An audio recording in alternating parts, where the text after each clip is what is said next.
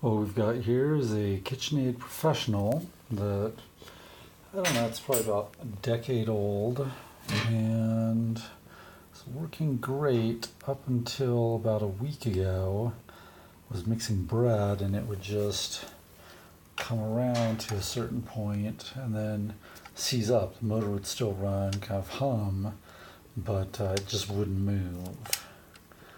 And so I took the gearbox apart,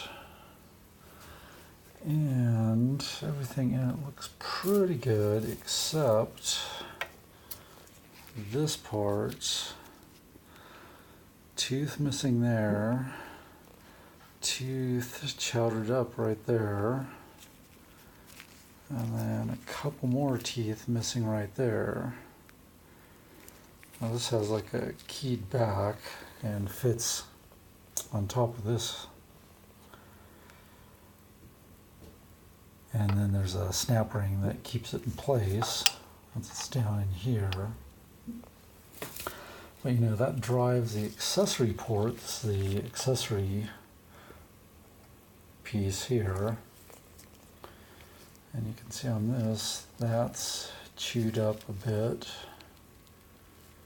And there, you know, we never even used the accessory port on this. Chewed up there.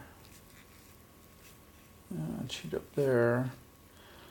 So you know, this accessory piece just seized up and chewed this up, knocked off these teeth, which are still in this gear train somewhere. I haven't seemed to see them yet, so I need to pull out the last of this grease, make sure that, I guess you just pull this pin out to get this last gear off, and I assume this also comes off with that. There's another set of gears down there.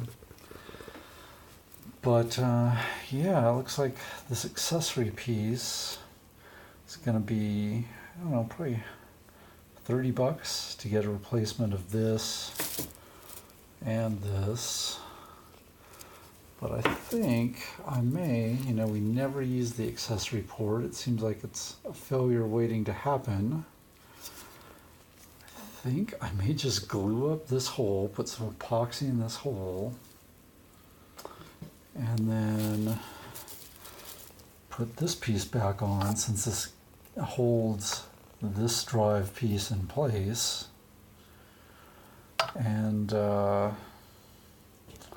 put this on, and then leave this component out. You know, it wasn't, well, no, I don't know. I don't know exactly why it failed like that.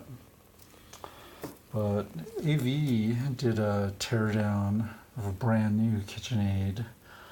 Similar, it looks like maybe a similar sort of model. And its drivetrain was way better. Here's the other piece that fits in here. It drives off the motor and spin-a-things.